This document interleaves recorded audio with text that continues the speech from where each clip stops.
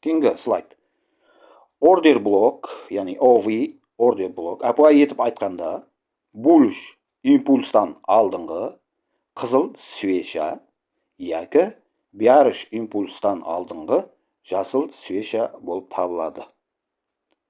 Оң жақтағы суретімізде bearish импульстан алдыңғы жасыл свечаға мысал келтірілген. Ордер блок хақында гәп кеткенде, біз ордер блоктың тек денелерін пайдаланамыз. Яғни свечаның денесін пайдаланады екенбіз. Свечаның саяларына әтібар берілмейді. Свеча саялары тек зиян жеткереді. Яғни манипуляция қылады. Манипуляция дегеніміз бізді алдайды екен. Хәмме мәлімат денелерінде болады екен. Бұл затлар не үшін айтылып жатыр? Айрым трейдерлер ордер блок деп саяларынан қосып белгілеп, сол саяларына да әтібар қаратқаннан кейін базарда ордер блокты қате түсінгеннің ақыбетінде айрым уақытлары ордер блоклар дұрыс істеп бермейді деген түсініктер пайдаланады екен. Демек не екен? Денесіне әтібар қаратады екенбіз ICT-да. Ордер блокты қайсы факторлар күшлі қылады? Әтібар қаратуымыз шарт болған 4 фактор бар. Бұлардың біріншісі, денесі үлкенірек болу керек.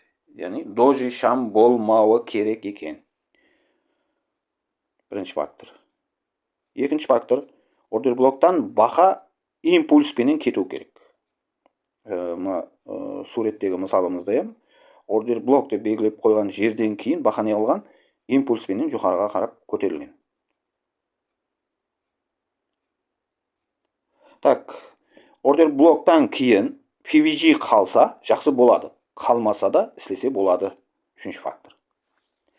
Суретте әтібар беріп қарасаңыз, ордер блок деп белгілеп қойған қара шамнан кейінгі бірінші, екінші шамның төбе саясы менен, үшінші шам, төртінші шамның төмен минимум саясы аралығындағы имбаланс, яғни PVG қалдырып кеткен.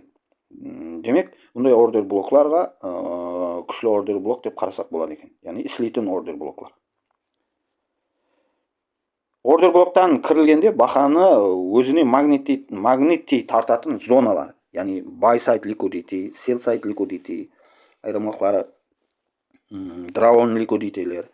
Онан кейін ПДХ, яғни өткен күннің максимумы, яғни ПДЛ және өткен күннің минимумы болуы керек деп қойыпты. Демек, слайдымызға әтібар қарататтығын болсақ, ордер блоктан реакция алынғаннан кейін базар не қылған? Жоғарыдағы buy side liquidity-ға қарап жөнеліс алған. Сол buy side liquidity дейм, яғни жаңалап атырыпты, шешіп атырыпты liquidity-ларды. Ордер блоктың денесінен тысқары және бір ақметлі жері бұл дененің 50% есапланады. Суреттегі мысалға қарасаңлар, денеден тартылған белгінің ортасындағы 50%, яғни сол ордер блок деп алатығын свечалардың общий белгілегеннен кейін, денесінен белгілегеннен кейін, соның 50% жүде ақметлі зона есапланады екен. Сол жерден, бұл не үшін 50% ақметлі? Сол жерден ордер блок анықланған тайм фреймдегі сол жердің 50%-нен бұзып өтіп кетпеу керек. Денесімен, яғни бұзып өтіп жабылмау керек. Бұндай ордер блоклар, егер бұзып өту 50%-нен асып бұзып өтіп жабылса, демек, бұл ордер блоклар істемей қалу қаупі бар базарда. Кейінгі слайд. Ордер блокты таңлағанда жіберілетұғын қате бұл. Bearish импульстан алдын 2-3 жасыл свеча болса, оның тек ең төбесіндегі біреуін белгілеп алу болады. Бұл жерде sell процесіндегі, яғни ордер блокты мысал қылып келтірген. Ордер блокты таңлап атырғанымызда сол нәрсеге әтібар беруіміз керек екен. 2-3 жасыл свечаның тек қана біреуін таңламайды екенбіз. Яғни сол 2-3 жасыл сол свечалардың ордер блок деп таңлап атырған свечаларымыздың общий бәрінің денесін қаплап, солардың ішінде неде жазып қойды, егер 2-3 үзбе-үз ордер блок болса, онда һәммесін бірлестіріп бір шамның ашылу площасын алса болады екен. Бұғаным бар қаратамыз, себебі айрым трейдерлер бұндайым ордер блокты белгілеген уақытта қате жібереді. Және бір көп санлы қателердің бірі дұрыс келген ордер блоктан ислеу болып табылады. PBG бар, ордер блок бар, импульс бар дегені бұл ордер блоктан ислесе болады деген жұмақлаушы пікір емес. Графикке техникалық анализ қылуды баслағанда сразу ордер блокларды сызуды тоқтатуымыз керек екен.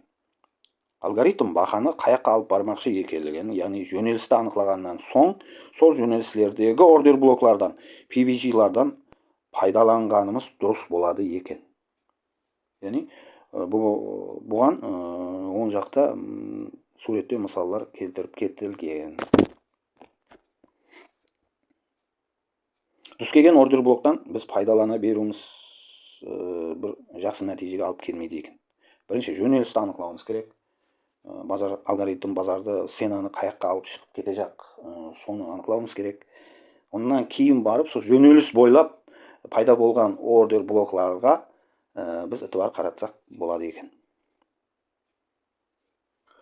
Кейінгі слайдымызда графиктен мысал келтірілген, яғни ордер блокты дұрыс алған ордер блоктан пайдаланған жерді мысал қылып келтірген. Біз жоғарыда айтып өттік, sell side liquidity, buy side liquidity, яғни previous day high, previous day low, яғни өткен күндердің максимумлары, өткен күндердің минимумлары, яғни liquidity-ларға қарап кетіп бара тұрған магнит зонаға, өзін сенаны тартып тұрған зонаға базар кетіп бара тұрғанын анықталғаннан кейін, сол жерден пайда болған ордер блок бізге ислеп берген. Сол ордер блоктан кейін базар мысалда көріп тұрсыздар, импульспенен төменге қарап базар әрекет етіп, sell side liquidity-ді шешуге еріскен. Базарда графикте бұндай мысалларды көп келтірсек болады.